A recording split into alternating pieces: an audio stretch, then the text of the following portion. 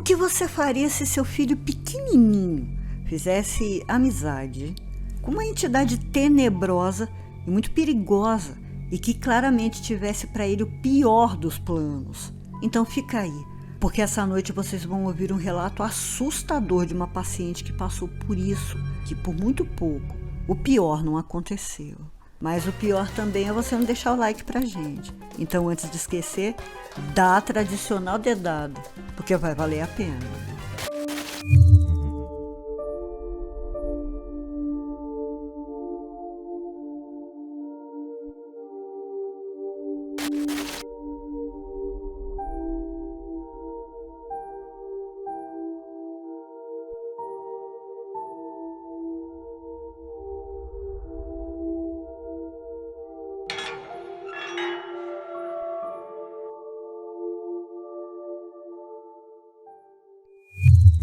Boa noite, eu sou a doutora Plague, abrindo as portas do sanatório.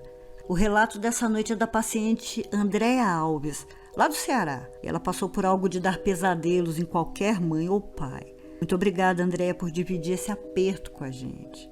Tudo aconteceu em 2010, quando Andréa separou-se do marido e decidiu voltar com o filhinho, à época com 5 anos, para a cidade da sua infância. Era uma vila rural pequena, mas onde tinha já conseguido o trabalho de professora da escolinha do lugar, e além de ser para ela uma vida nova, era uma mudança total, já que os anos em que passou com o marido em Fortaleza não foram dos mais fáceis. E além do mais, ela sempre preferiu morar na roça. Não demorou muito para encontrar a casa ideal: 2 quartos, uma cozinha bonita e um quintal grande para o filho brincar. Não era das mais novas, ia precisar de uns consertinhos. Mas o preço estava incrivelmente bom. É aí que mora o perigo, né? Mas ficava perto da escolinha onde iria trabalhar no ano seguinte e também onde o filho ia frequentar. O primeiro dia da casa nova foi só de correria. A mãe e a irmã, que moravam na cidade vizinha, tinham ido até lá para ajudar com a mudança. A irmã pareceu adorar a casa, já a mãe nem tanto. Mas até então preferiu nem dizer nada, porque Andréa parecia muito feliz. Aquela noite também foi tranquila, mesmo porque ela e o filho desmaiaram de cansaço. A mãe e a irmã já tinham voltado para a cidade delas. E os dias seguintes foram de organização da casa, para deixar tudo bonitinho, do jeitinho que ela queria. E também foram tranquilos. Ela estava amando a casa e o menininho mais ainda, principalmente o quintal, onde passava praticamente o dia todo. Mas pena que o que é bom dura pouco. Certa noite, André acordou no meio da madrugada, ouvindo vozes de muitas pessoas cantando. E ao mesmo tempo em que aquele canto esquisito parecia vir de longe, também parecia vir de muito perto. E aquilo durou algum tempo, que ela não soube precisar porque estava com muito sono e voltou a dormir em seguida. Aliás, ela disse que à época até pensou que tinha sonhado. Mas na manhã seguinte, lá perto das 11 horas, Andréa fazia o almoço enquanto observava pela janela da cozinha o filho que brincava no quintal embaixo de uma árvore. Ele estava lá, sentadinho, rodeado pelos seus brinquedos, mas o comportamento dele começou a chamar a atenção. Ele conversava, gesticulava, ria e parecia estar mostrando aos brinquedos para alguém que não estava lá. E apesar de ter ficado bem encafifada num primeiro momento, Andréa tentou sossegar o coração, porque podia ser coisa de criança que não se relacionava com outras crianças. Inventou o amiguinho. Pelo menos no próximo ano, ele iria para a escolinha e teria com quem brincar. Só que ele continuava a manter uma conversa com alguém invisível. E Andréa, incomodada com isso, foi até ele. Perguntou do que ele estava brincando. E o menininho apontou para frente. Disse que estava mostrando o caminhãozinho dele para o menino de cara machucada. Um calafrio percorreu o corpo da Andréa, que o levou para dentro rapidamente. Enquanto o filho almoçava, ela olhava toda hora para fora, tinha alguma coisa incomodando. E o calafrio voltou de repente, quando percebeu que na árvore, aquela em frente da casa onde seu filho esteve brincando minutos antes, um urubu imenso estava pousado em um dos galhos. Parecia olhar fixamente para a casa. Isso começou a se repetir. Não era raro ver aquele urubu sempre no mesmo galho. E Andréa passou a achar angustiante ver o filho brincando debaixo daquela árvore. Mas o pior é que era o lugar preferido dele. E conforme os dias foram se passando, as coisas foram piorando. Andréia estava se sentindo cansada e já acordava assim. A sensação era de que todas as noites corria uma maratona ao invés de dormir. E o filho também já estava diferente. Parecia cansado e sem energia, sempre com sono e bastante choroso. A essa altura a paz pareceu mesmo ter acabado. A casa começou a fazer barulhos, a estalar e a ficar fria. E eram batidas, coisas se arrastando, portas e janelas batendo. Só que quando eu ia olhar estava tudo sempre no lugar. Eram coisinhas que já estavam deixando André com os nervos arrebentados e ainda mais cansada. E ainda assim tentava se enganar com a ideia de que seriam sons que toda a casa velha fazia. Numa madrugada, cerca de 2 horas da manhã, ela não se lembra bem, acordou assustada com a porta da frente batendo e com os passinhos do filho correndo pela casa. Aquilo deixou ela muito irritada, porque além de cansada e com sono, já era muito tarde. Quando se levantou para levá-lo de volta para dormir, procurou pela casa toda, em cada cômodo, mas ele não estava em lugar nenhum. Mas, para sua surpresa, foi encontrá-lo no quarto, na cama, dormindo profundamente, inclusive na mesma posição que foi deixado horas antes. E nem mesmo com tudo aquilo acontecendo, André nem cogitou que pudesse estar lidando com o sobrenatural. E as coisas continuavam a piorar. Na noite seguinte, novamente acordou ouvindo conversa de muitas pessoas que pareciam estar na sala. Era como se a casa toda estivesse lotada. A conversa virou novamente aquele canto horrível. E fosse lá quem fosse que estivesse ali, parecia estar pulando, se debatendo, talvez até dançando. Apesar de muito assustada, Andréia se levantou para olhar o que estava acontecendo, mas não estava acontecendo nada. A sala estava vazia e em silêncio. Só que dessa vez ela tinha certeza de que estava bem acordada. A sala, como eu disse, estava vazia, mas tinha um cheiro de vela queimada e de fumo que estava tão forte que ela precisou deixar a janela aberta pelo resto da noite. Noite essa que já estava bem longe de acabar, porque começou a ouvir a voz do filho conversando no quarto. Mas o pior é que teve a impressão de ter ouvido outra voz respondendo. Com o coração na boca, André correu até o quarto do menino e o viu sentado na cama. Ele disse que o menino da cara machucada não o deixava dormir porque queria brincar.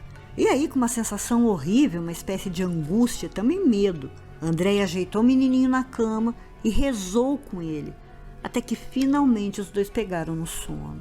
E já era quase meio-dia quando André acordou. Ainda muito cansada, mas mesmo assim decidiu ir à igreja. Mas precisou dar meia volta, porque lembrou-se que era quaresma e que a igreja estava fechada. Aproveitou então que o filho ainda estava dormindo e deu uma esticadinha na padaria. Seria rápido, não era tão longe. Encontrou uma ex-colega do tempo de escola, que notou o ar cansado e pesado de Andréia e quis saber se podia ajudar em alguma coisa. E aí, como se estivesse despejando 500 quilos das costas, André começou a contar tudo, morrendo de medo de ser levado como louca. Mas foi ao contrário. A amiga ouviu atentamente, quis saber se o proprietário da casa não teria contado a ela quem foram os antigos inquilinos e se ela não tinha desconfiado por que o preço do aluguel seria tão baixo. E André não sabia de nada, mas já estava para saber. E vocês também vão saber. Mas antes tem que deixar o like, tem que se inscrever e se internar se ainda não foram pacientes e ativar o sininho. Foi? Então, muito obrigada. Bom, muitas pessoas já tinham alugado aquela casa antes dela, mas nenhuma delas conseguiu completar nem uma semana ali. Por mais de 20 anos a casa ficou fechada e o que assustava e expulsava as pessoas parecia não querer mesmo a presença dos vivos. É que anos atrás a casa tinha sido alugada por um pai de santo que fez ali um terreiro, uma casa de espíritos. E era um lugar muito frequentado, as sessões estavam sempre lotadas. Mas quando o chefe do terreiro morreu, seus filhos, os filhos biológicos, que não eram da mesma fé, não quiseram levar os trabalhos adiante. Então simplesmente fecharam tudo, entregaram as chaves e não voltaram mais. E aí começou o problema. É que quando um terreiro inicia suas atividades, seus trabalhos, não é só colocar uma plaquinha na porta, montar um congá cheio de imagens e começar a atender. É preciso que sejam feitos trabalhos, firmezas, e tem também o fundamento, que é enterrado no terreno. Então, quando o terreiro encerra essas atividades, esses trabalhos devem ser todos repetidos. É como o fechamento de um ciclo. E depois disso, o fundamento deve ser desenterrado e descarregado. Caso isso não seja feito, as almas atormentadas, os espíritos perdidos e todo tipo de entidade trevosa continuam a enxergar aquela casa como uma casa de espíritos, um lugar para se refugiar e para permanecerem. Sem contar que os terreiros também realizam trabalhos de descarrego. As pessoas vão até lá em busca de ajuda, de apoio, carregando sofrimento. Grande parte dessa energia é limpa pelos guias, pela defumação.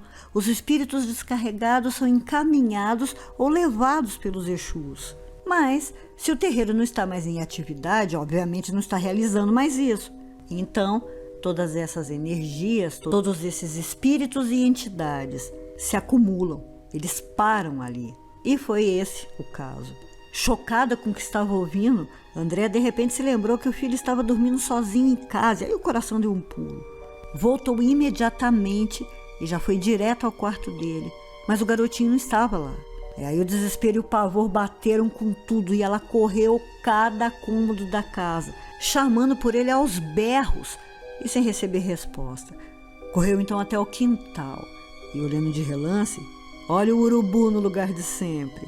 E aquilo arrepiou mais ainda. Só que Andréa quase caiu dura quando olhou mais à frente e viu que o filho estava à beira do poço, ao lado de um outro garoto, da mesma altura, provavelmente da mesma idade, mas que ela nunca tinha visto. Mas quando esse menino olhou para trás, direto nos olhos da Andréa, ela viu que ele tinha os olhos e um sorriso malignos, apavorantes, até diabólicos, e o rosto dele estava completamente deformado e descarnado. E ela falou para si mesma: é o menino da cara machucada. Então gritou desesperadamente. Só então o filho, que até então parecia estar em transe, quase caindo no poço, deu mais um passo para frente e só não caiu, porque Andréa tinha corrido até ele e o agarrado. O menino da cara machucada tinha desaparecido.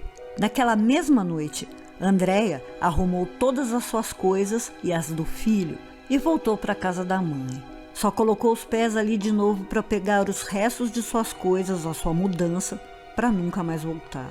Mas ainda teve tempo de saber, através do homem da mudança, que além de ter sido um terreiro, aquela casa também foi local de uma morte, talvez até de um crime. Lá pelos anos 70, um menino de 5 anos teria caído naquele poço, ou sido jogado. Demorou muito para ser encontrado e acabou morrendo. Teve seu rosto comido por um urubu e quando o acharam, já estava decomposto, deformado e irreconhecível. Nunca souberam quem foi ele, por não ser um morador da vila, e sua morte acabou virando um grande mistério. Mais uma vez, casa baratinha não é uma boa ideia. Muito obrigada, Andréa. Eu espero de coração que tanto você quanto seu filho tenham superado tudo isso. E muito obrigada a vocês que assistiram até aqui. Se não for um paciente, se inscreva, se interne, ativa o sininho, deixa o like para ajudar a gente. Se puder, seja um padrinho ou madrinha pelo Apoia-se. Nos ajude com Pix para comprar ração. Todos os links estão aí na descrição. Doutora Plague, fechando as portas do sanatório. Boa noite. Wow.